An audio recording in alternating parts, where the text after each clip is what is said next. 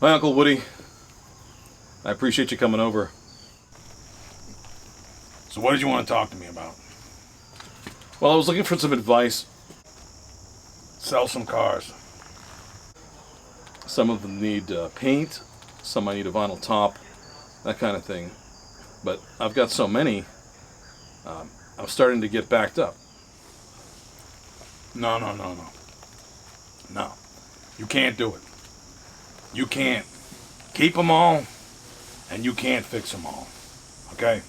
You gotta be more realistic. Yeah. And by the way, is that a members only jacket? What are you wearing? What kind of hat is that?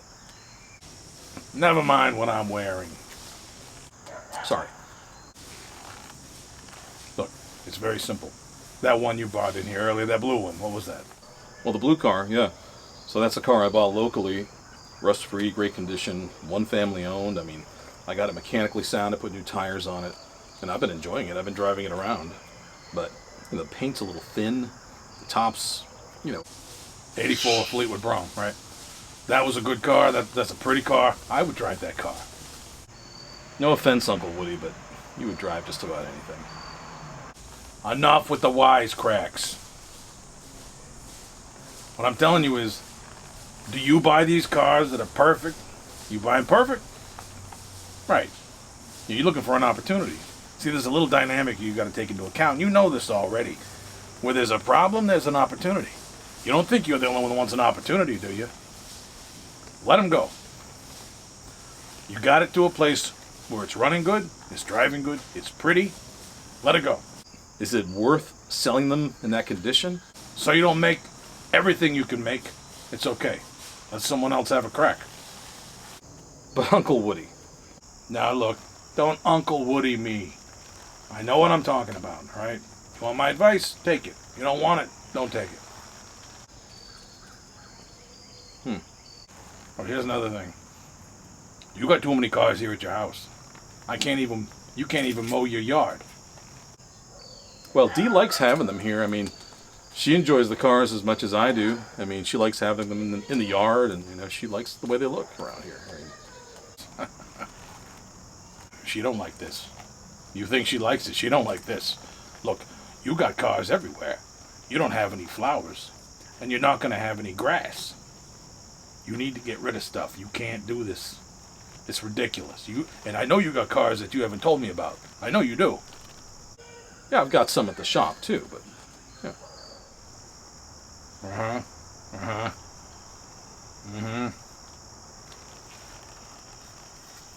It's a simple equation. Take the ones that are mechanically good. You have a certain standard you want to keep.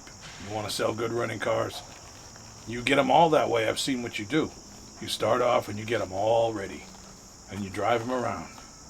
And you don't care if they're a little bit rough around the edges. Right. So you're saying sell them as is. Get them mechanically sound, basically clean, reliable, and hold back from doing the finishing touches? I mean... That's right. That's what I'm talking about. Okay. I see what you're saying. I'm telling you, you're in a good spot here. You're in the South. You got cars around here that have no rust. They're nice cars from old families. Get them to a certain point. Let them go. Okay. No, I appreciate it. I'll give it a try. Very good. Settle then. All right. Thanks, Uncle Woody. Appreciate it. Okay. 1984 Cadillac Fleetwood Brougham d'Elegance. Balboa Blue, showing 59,000 original miles. This is a one-family car up until I acquired it. I was told that the original owner sold it to his brother, and it was passed down through the family to the grandson, who enjoyed the car for a time, but just didn't have the space for it, and wasn't using it enough to justify keeping it, so he moved it on. I've got original paperwork for this car in a folder that's full of receipts, including the original purchase invoice from Arnold Palmer Cadillac. I have 2 original key fobs for Arnold Palmer Cadillac, 2 sets of keys.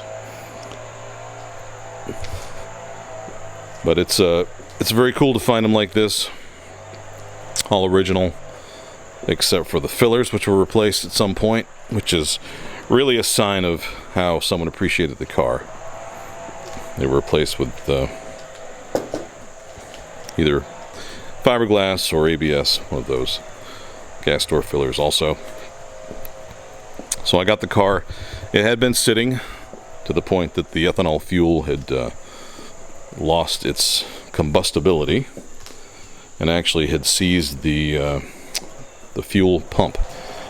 So we took the tank down, thoroughly cleaned it, replaced the fuel sending unit, the fuel pump, fuel filter, and the rubber hoses going to the hard lines. The car started up perfectly once we did that on some hot gas. Put 4 brand new Galaxy Vitour tires on them with the wide white walls, and the car drove down the road beautifully. Replaced the water pump and the alternator as well. Of course, along with that, did the thermostat and replaced the coolant. So this car is sort of at a stopping point for me. My first goal when I get one is to get it mechanically sound, which I believe that's where it is now. I wouldn't be afraid to take it somewhere. And then I have to sort of assess to see what I'm going to do with it. Now, I've got a lot of these projects, and I have come to the decision that I'm going to go ahead and let some of these go in a partially finished state, I guess you could say. I kind of would like to do more on this car, but I have to pick my battles. I have a lot of cars waiting in the wings. I have a lot of projects that I need to give my attention to, and I got to make some tough choices. But this is one that looks good. Has mostly original paint. However, the top side paint surfaces are a little thin. Sides are straight, but you have a few little spots here and there, especially on the trunk. You can tell it's the original painted pinstripe. But I want to show you why the thing that really pushed me over the edge on getting this car is the interior. That gorgeous velour d'elegance interior. Now, I'm someone, all things being equal, I would pick velour over leather. The velour wears better. I think it's more comfortable, softer, and just so elegant. That velvety look. Front and back seats. The front carpet is beautiful. It had clear rubber floor mats over the original Cadillac floor mats, which are still there. This car was loved. No cracks in the dashboard. The steering wheel is immaculate. The door panels, there's no nap worn off the top of these door panels like you see sometimes. It's just really well preserved, and I appreciate that kind of thing. The chrome is nice. Again, being from the south, you're not dealing with any rust issues. Look at those seats. All the weather stripping on the doors is nice. Someone put these vent shades on the car sometime in the past, which apparently are hard to find these days. So if you like them, this has them. If you don't, they come off easily. But the chrome, I mentioned the chrome, it's really in really good shape. If you look across the front face bar, excellent. The back bumper as well, just really, really nice. Straight, solid body. Chrome on the door handles, mirror, and of course, it is a d'elegance. See if I can get a good shot of the rear bumper. Demonstrate just how nice that chrome is. I'll get some shots from underneath the car when I get it to the shop on the lift, but here's where it's getting a little thin along the edges. Original lacquer paint. This is typical for those who know these cars. You're going to see this sort of thing on the leading edges. So there's that. The top is very presentable, however, it is a little faded. And I would say a little thin. What I mean by that is it's just starting to show its age and dry out some. There are a few of these little spots where you can see some minor cracking, maybe where an acorn fell on it in the fall or something like that. Or maybe it's just that's what I think those are, when you see them like a little circle like that. I think that's where something in the winter or the fall or something hit it. Who knows? Golf ball, something. But it's very straight. It's quiet. But, you know, it needs a few little things to get it to that next level. And I've decided to let someone else do that. Oh, we got a bee. Okay.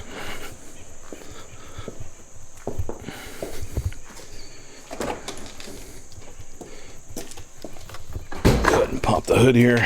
Oh, middle armrests. No nap worn off. Edge of the seat. You have a tiny spot right here. Looks like that little welt popped, but the armrest is excellent. Not even up here where a lot of people lay their elbow or their arm. Nothing showing anywhere there. The only spot I saw in the interior, there's a little bit of this contact vinyl on the wood grain where someone must have scratched it with their claws. That bee following me. He must like the camera. Very clean under the hood. It is a 4100. That's all you could get in 84. So I did, again, we did the fuel pump, did the water pump, the alternator, belts. I think I have a hose to go with it. They didn't have it in stock when we did the job, so I figured I would just go back later. I've got the new hose. I'll send it with the car. But you can see on the valve cover how nice and clean everything is. And of course, you know, we cleaned it up ourselves once we were in there pretty deeply. I don't know who's ever replaced a water pump on a car like this, but it takes a long time. Almost everything has to come off the front. Battery, of course, we replaced that.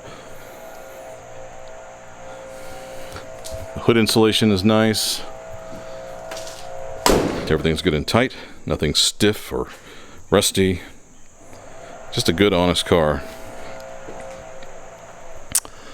So, for someone looking for a really nice Brougham d'Elegance at a price that's affordable and makes sense, I think this might be a good option for you.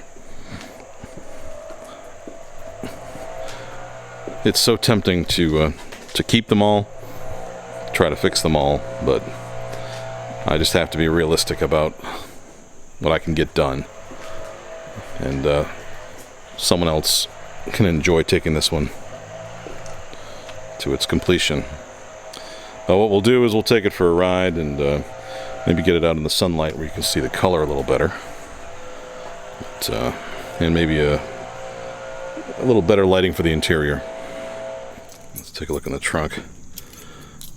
Oh, here are there's the Arnold Palmer key fob, actually. 2 of them.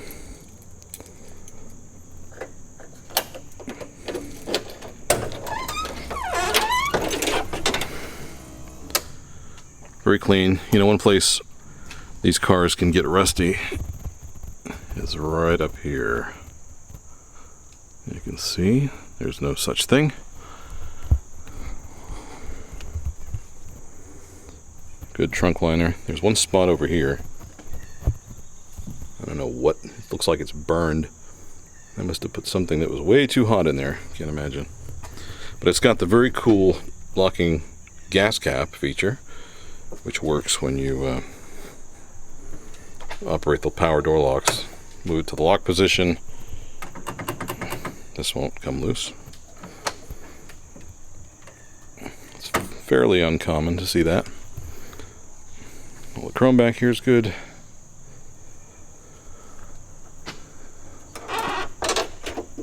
So, we'll go down the road with it.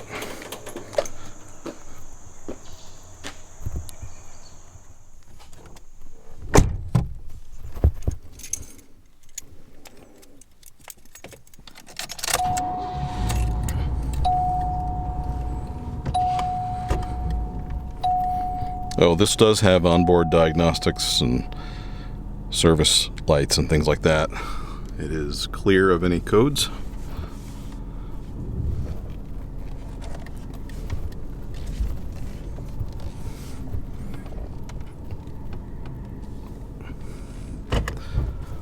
Just realized I put some things down there in my own way.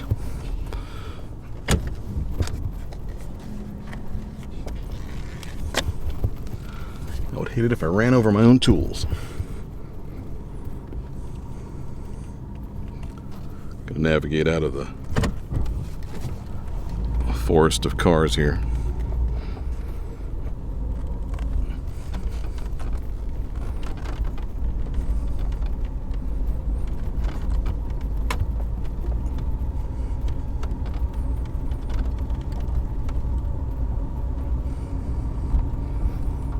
We'll be featuring that one soon. I'll be offering it up for sale as well. Okay.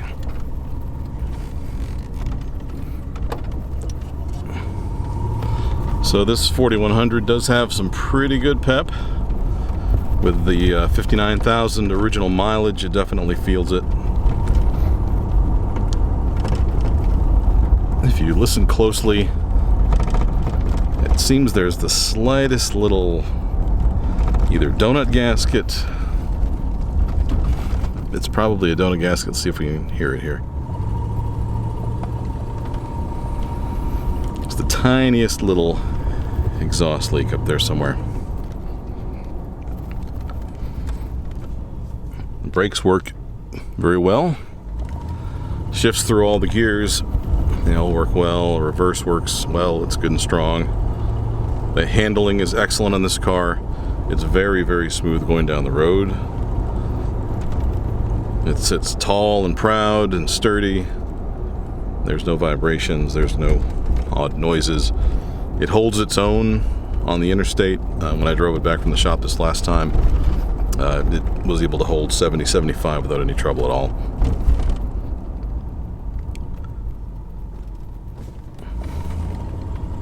It's a joy to drive. It's a Brougham, the elegance all the way through. These seats are incredibly comfortable, as I've stated. And it's a nice looking car. We'll take it back and I'll do another walk around out in the open. See if we can get a better look at what color it actually is. It's called Balboa Blue, and I believe it was offered between 1980 and 84. I know that 84 was the last year they offered the color. And then they changed the light blue a little bit after that. No wind noise coming through the doors, nothing like that. Very tight car.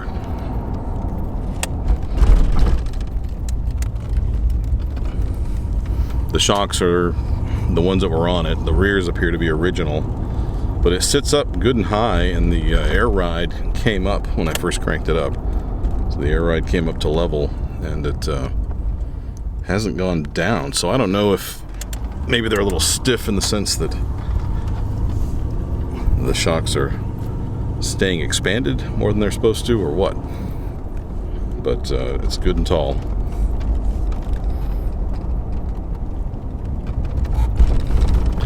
Someone's going to enjoy this car.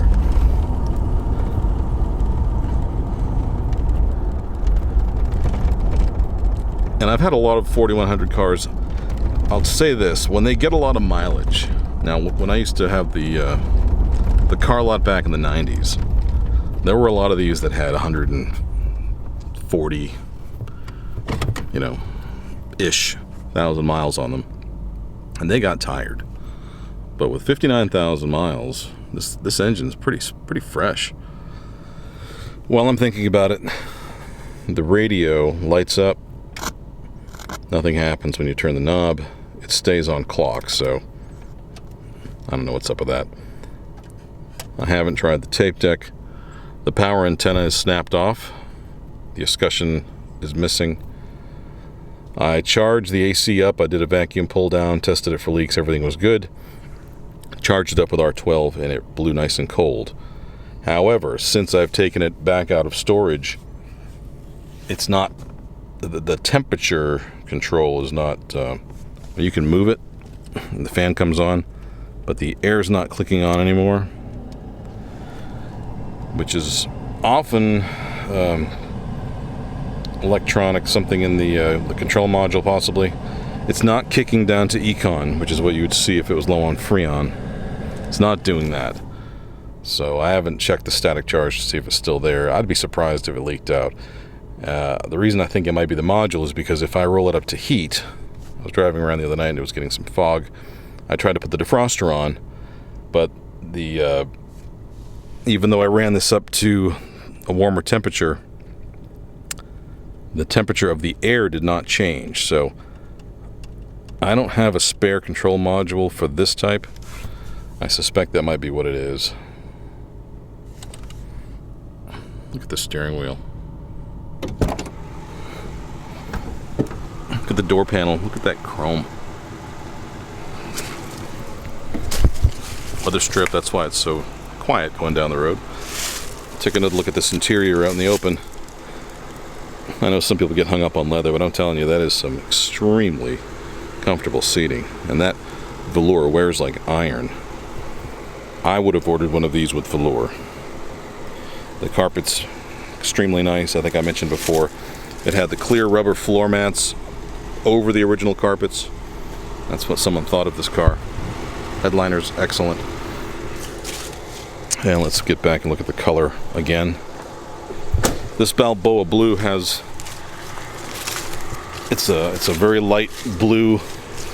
It almost has an iridescent appearance. Maybe it's hard to see in the camera, but it's got a really interesting tone. And I would say that the paint is mostly original because of the painted pinstripe still. See where it's faded off a little there. Of course, except for the fillers. The one spot I think was touched up on the body, right at the front of this door, there's a little bit of variegation. Maybe you can see it. And I see a tape line at the top of this pinstripe, so it looks like they had at least painted the hood in the past. Again, if anyone remembers, the paint on these GM cars, the old lacquer just did not hold up very well in the 80s. So it was not uncommon. They used to call it capping the cars. They would cap them and paint them from the pinstripe up at the dealership. So it's possible that's what happened. I don't know. Bright work is great. Stainless spoke hubcaps are excellent. The locking keys in there for them. Tires again are new, and it is at the Elegance. So the glass is nice. You know, good car. Someone's gonna enjoy it, and you know, someone might just want to drive it like it is. It does not look bad, but you can have that option in reserve to take it to the next level and bring it up to basically a show quality with very little effort. So here it is. Let me know if you have any questions. I'll have the number in the description. 84 Fleetwood Brougham, D Elegance, available.